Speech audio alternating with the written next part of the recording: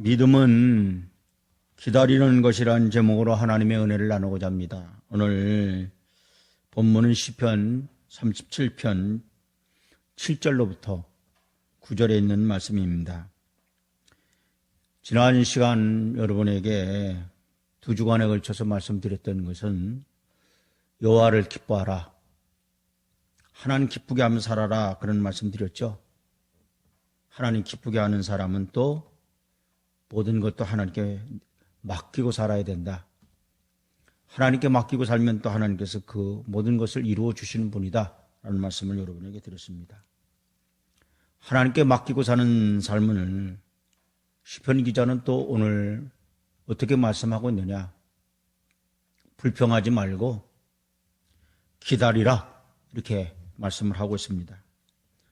오늘 본문 시편 37편 7절, 8절 말씀 보겠습니다.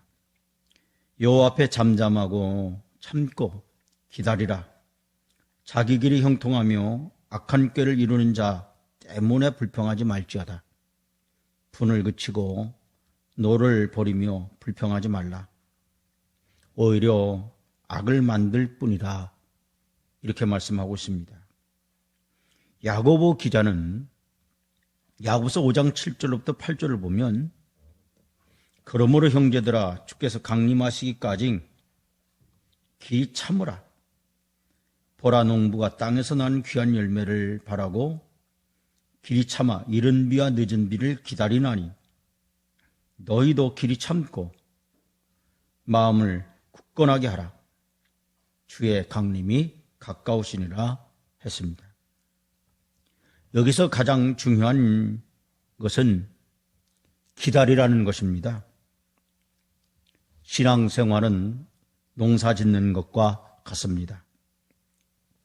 농부가 풍성한 결실을 기대할 때 봄에 씨를 뿌리고 여름에 정성껏 가꾸고 그 다음에 기다립니다. 기다림이 필요합니다. 여기에서 길이 참으라, 때를 기다리라. 인간이 할 도리를 다 했으면 이제 기다려야 합니다. 여러분, 여기에서 여호와 앞에 잠잠하라 하는 말은 단순히 침묵하고 있으라는 뜻이 아니고, 잠잠하라는 말은 하나님의 섭리를 알지 못하여 인간의 생각이나 마음으로 다른 방법을 강구하지 말고 모든 것은 좋으신 하나님께서 잘 이루시겠지 하는 편안한 마음을 가지고 기다리는 것입니다. 또 기다리란 말은 히브리어로 홀이란 말인데, 시선을 집중시키란 말로서 하나님께서 반드시 좋은 길로 나를 인도하실 것이다 라는 겁니다.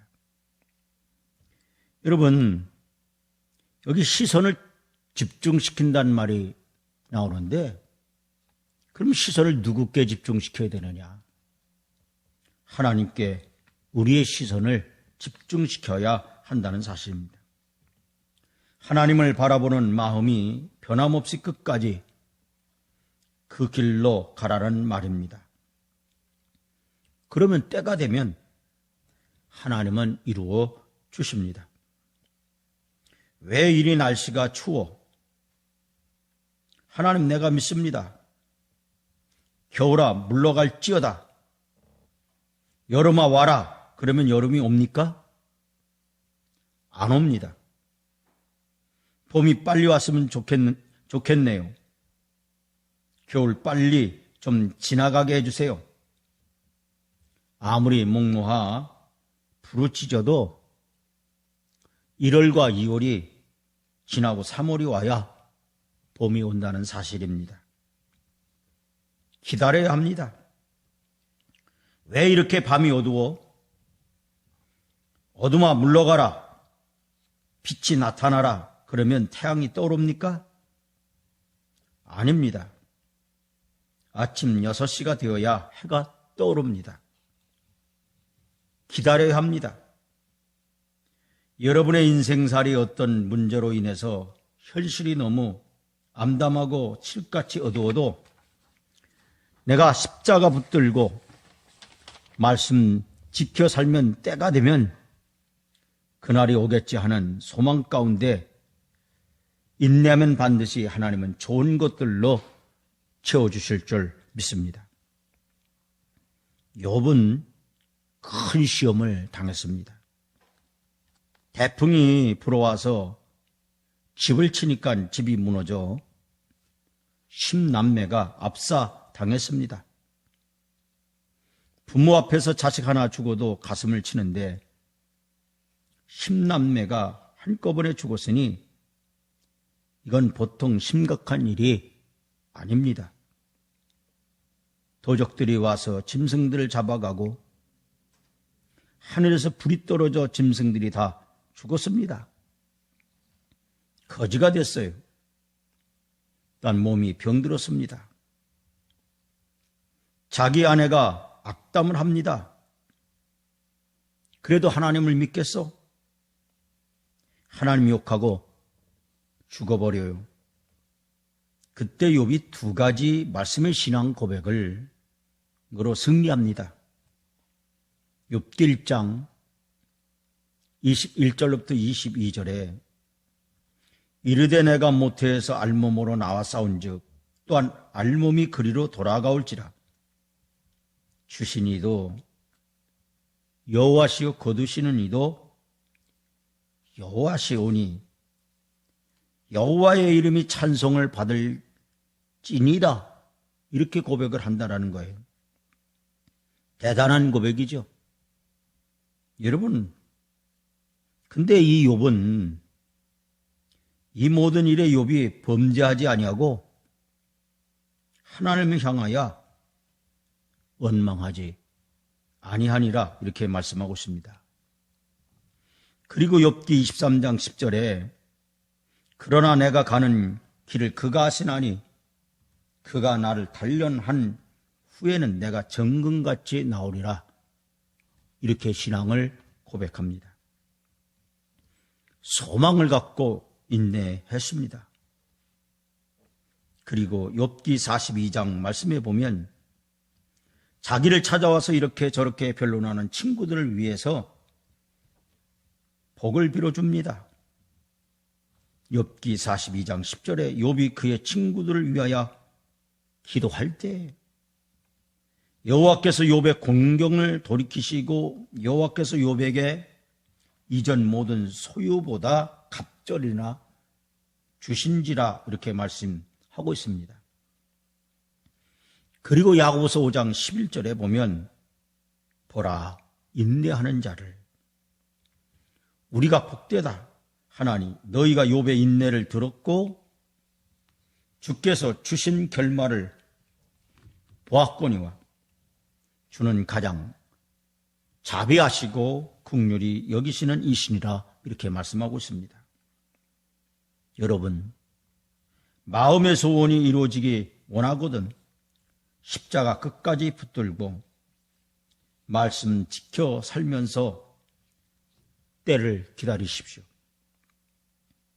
주님이 반드시 큰 것으로 채워 주실 줄 믿습니다. 우리 예수님께서도 마태복음 25장 21절에서 그 주인이 이르되 잘하였도다.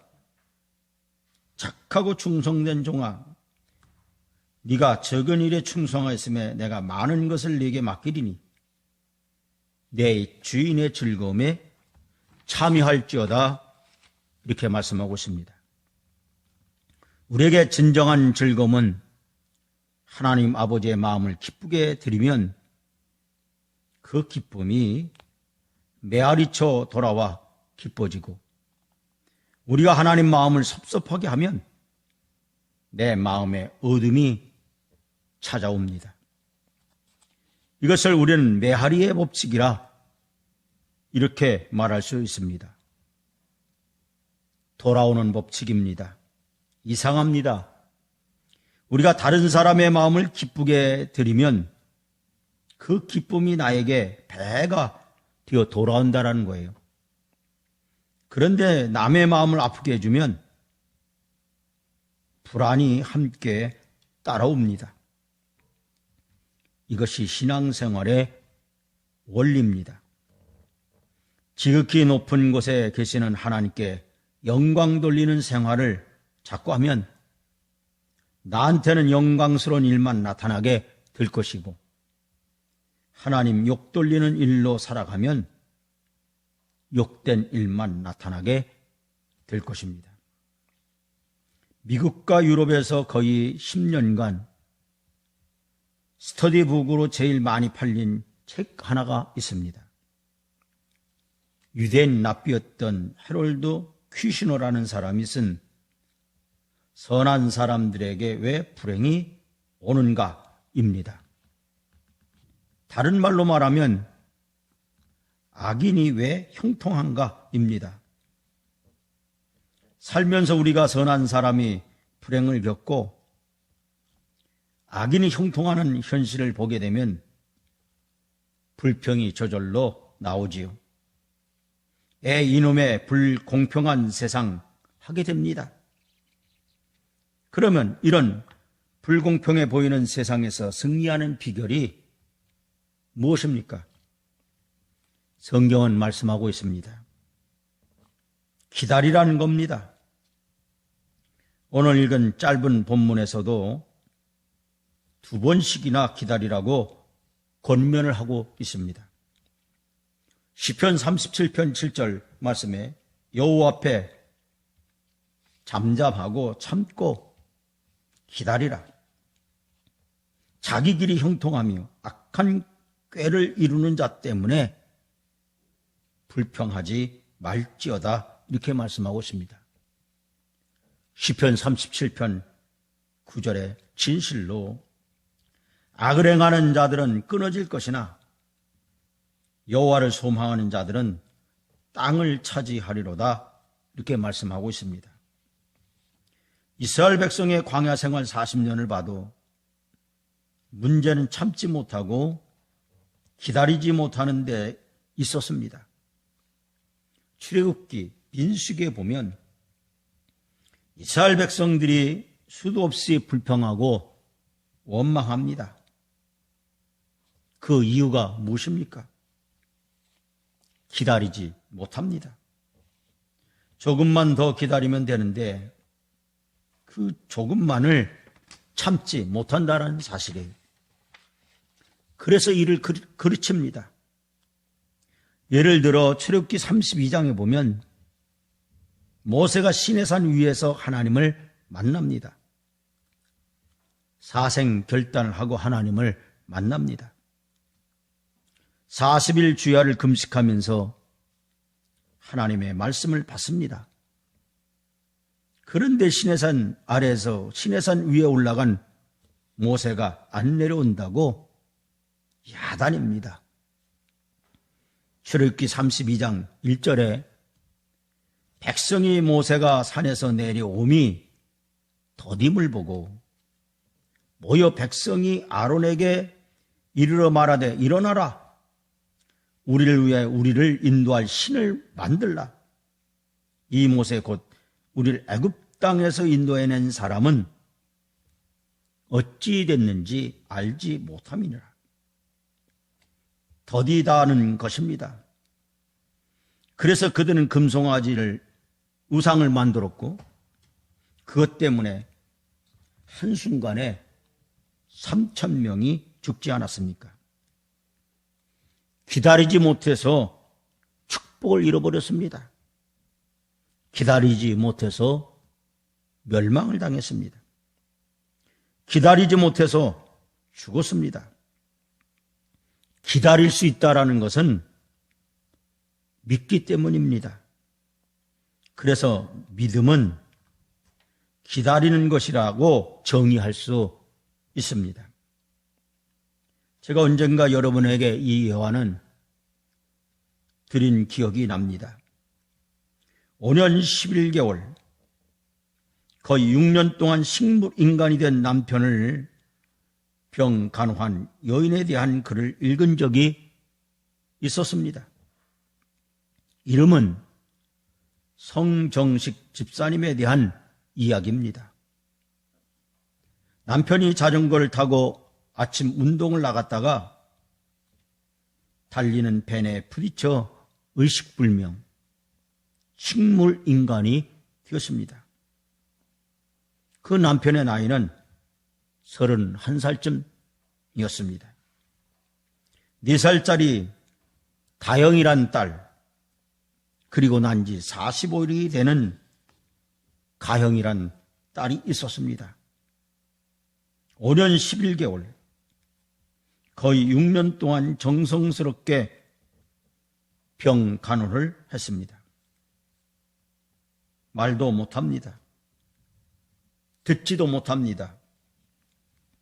보지도 못합니다.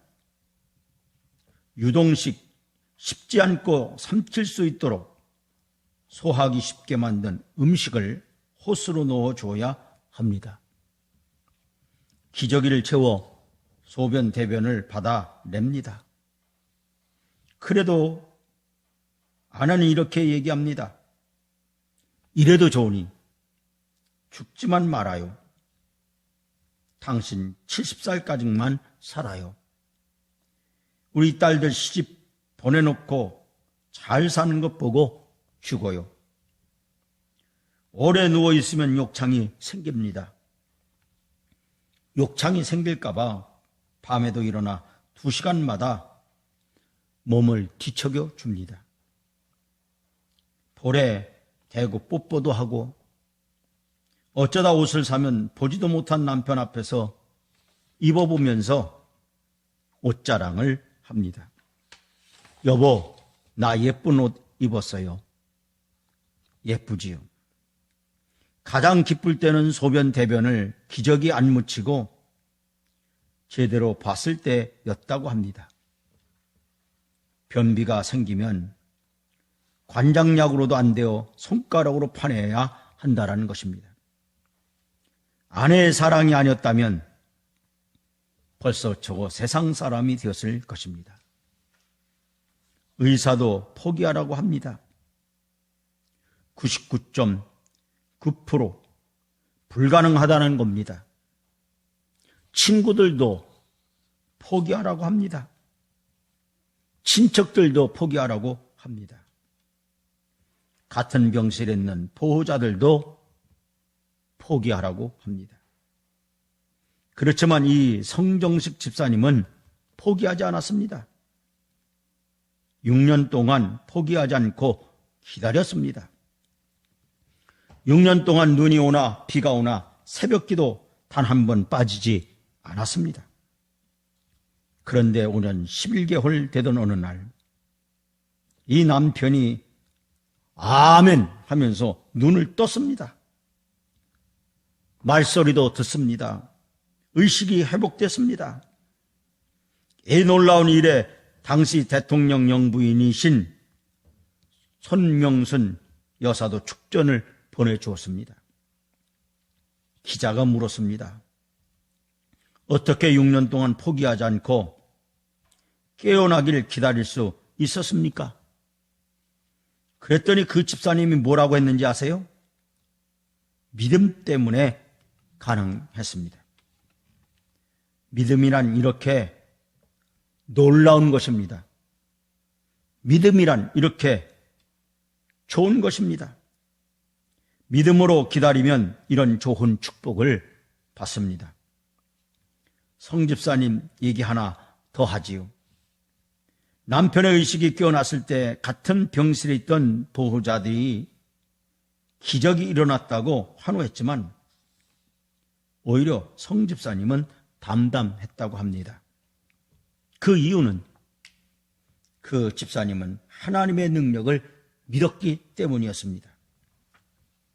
이것은 기적이 아니라 하나님께는 당연한 것이고 극히 자연스러운 것이다. 하나님 천지를 창조하셨는데 그런 능력을 가진 분이 사람 하나 고친 게 뭐가 대수겠는가? 성경에는 여호와의 손이 짧아졌느냐라는 반문이 많이 나옵니다. 여호와의 손이란 하나님의 능력을 나타냅니다.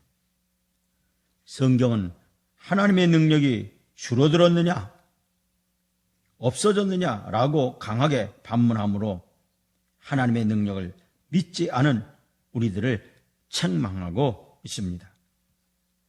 민수기 11장 21절로부터 22절에 보면 모세가 이르되 나와 함께 있는 이 백성의 보행자가 60만 명이온데 주의 말씀이 한 달 동안 고기를 주어 먹게 하겠다 하시오니 그들을 위하여 양떼와 소떼를 잡은들 족하오며 바다의 모든 고기를 모은들 족하오리까. 이 백성 60만 명을 코에서 신물이 나도록 고기를 먹이신다고 하셨는데 양떼를 잡은들 가능하겠습니까? 소떼를 잡은들 가능하겠습니까? 그때 하나님이 대답하십니다. 민수기 11장 23절에 여호와께서 모세에게 이르시되 여호와의 손이 짧으냐? 네가 이제 내 말이 네게 응하는 여부를 보리라. 하나님의 능력을 믿으면 초조하거나 당황하지 않고 기다릴 수 있습니다. 믿음이란 참고 기다리는 것입니다. 하나님의 능력을 믿기 때문에 기다릴 수 있는 것입니다. 참 믿음의 사람은 하나님의 뜻을 기다리면서 참고 인내하며 살아갑니다. 시편 37편 7절에 여호와 앞에 잠잠하고 참고 기다리라. 자기 길이 형통하며 악한 꾀를 이루는 자 때문에 불평하지 말지어다. 믿음은 우리로 하여금 기다리게 하고 인내하게 만듭니다. 이 인내 속에는 원망도 불평도 불만도 없습니다. 시편 46편 10절에 이르시기를 너희는 가만히 있어 내가 하나님됨을 알지어다. 조용히 하라. 마음을 편히 하라. 침묵하라는 것입니다. 모든 것을 하나님께 맡기고 참고 기다리라는 말입니다. 성경은 말합니다. 화가 나고 속이 상할 때 소리를 지르거나 누구에게 분풀이를 하지 말고 시편 37편 7절에 여호와 앞에 잠잠하고 참고 기다리라. 자기 길이 형통하며 악한 꾀를 이루는 자 때문에 불평하지 말라고 합니다. 출애굽기 14장 홍해 앞에서 진퇴양난 속에 처한 이스라엘이 두려움과 큰 환난 속에 있을 때 하나님께서 출애굽기 14장 13절에 모세가 백성에게 이르되 너희는 두려워하지 말고 가만히 서서 여호와께서 오늘 너희를 위하여 행하시는 구원을 보라. 너희가 오늘 본 애굽 사람을 영원히 다시 보지 아니하리라. 이렇게 말씀하고 있습니다. 러시아 문학을 대표하는 톨스토이의 부활이나 도스토옙스키의 죄와 벌에 나오는 주인공들은 모두 시베리아 유형을 갖지만 그러나 시베리아에서 그들의 미래는 절망보다 항상 희망의 삶으로 변화받게 되었습니다. 러시아인들은 그 혹독한 시베리아에서 인생의 회생을 경험하고 삶의 새로움을 체험합니다. 이러한 말이 있습니다. 시베리아의 풍경은 하늘과 땅이란 매우 단조로운 밖에 없습니다. 유대자들은 노동이해 여가가 없고 또 거기서 읽을 수 있는 책은 성경책밖에 없습니다. 그렇게 몇 년을 지내면서 하나님을 새롭게 만나고 자신의 모습을 새롭게 깨닫게 됩니다. 그들에게 시베리아는 절망과 죽음의 땅이 아니라 생명과 부활의 땅으로 일구어 내고 있습니다. 상당히 일리 있는 말입니다. 사랑하는 성도 여러분, 인생의 역경과 고난 속에서 우리는 하나님의 사랑을 새롭게 체험할 수 있습니다. 시베리아와 같은 동토 속에서도 우리는 하나님의 사랑이 얼마나 크고 놀라우며 우리 인간이 얼마나 무능력한지를 철저하게 깨닫게 됩니다. 우리 의지의 대상은 하나님 한 분밖에 없음을 실감하지 아니할 수 없습니다. 로마서 5장 3절부터 4절에 다만 이뿐 아니라 우리가 환난 중에도 즐거워하나니 환난은 인내는 연단은 소망을 이룬 줄 알미로다, 이렇게 말씀하고 있습니다. 믿음 있는 성도의 삶의 특징은 인내하는 생활에 있습니다. 야고보서 5장 7절부터 9절에 그러므로 형제들아 주께서 강림하시기까지 길이 참으라. 보라, 농부가 땅에서 나는 귀한 열매를 바라고 길이 참아 이른 비와 늦은 비를 기다리나니 너희도 길이 참고 마음을 굳건하게 하라. 주의 강림이 가까우니라. 형제들아 서로 원망하지 말라. 그리하여야 심판을 면하리라. 보라, 심판주가 문 밖에 서 계시니라. 농부와 열매를 바라보면서 농사짓는 마음으로 굳게 참으라고 하십니다. 중요한 것은 참으면서 원망하지 말라고 하십니다. 인내하면서 욕하고 원망하면 소용이 없습니다. 하나님의 심판과 하나님께서 선악간 판단하실 테니까 그때까지 굳게 참으라고 하십니다. 그러므로 크리스찬의 인내는 종말론적 인내입니다. 우리에게는 주님의 심판이 있으므로 끝까지 참고 견디고 인내할 수 있습니다. 우리의 견해를 절제할 줄 알아야 합니다. 우리가 하나님 앞에서 참고 인내할 때 마침내 하나님의 의가 나타납니다. 하나님의 선하심과 진실하심이 나타납니다. 이것이 진정한 크리스찬의 믿음 있는 삶의 태도임을 깨닫는 귀한 시간 되시길 주의 이름으로 축원을 드리면서 하나님 말씀을 증거를 드립니다.